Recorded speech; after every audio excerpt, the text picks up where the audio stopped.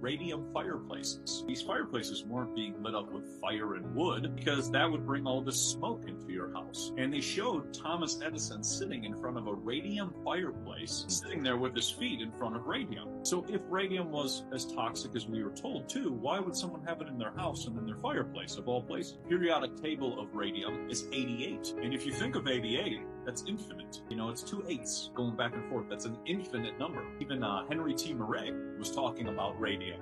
And he was saying about how it's a radioactive decaying substance. And he said all of nature is a radioactive decaying substance. Then I started looking at the radium springs and all the springs that people sit in. You go all over the country, there's radium hot springs that people sit in. And the Rockefellers and Rothschilds used to sit in these. And I'm like, okay, if it's toxic, you wouldn't sit in the spring with it. And then when people go to buy a house, they ask them if they have radon gas. And I'm like, that's interesting. Why are you asking about this? I started going down all these rabbit holes, and then it led me to Galen Windsor and him eating plutonium and him showing how he's taking plutonium, putting it in a jar and eating it.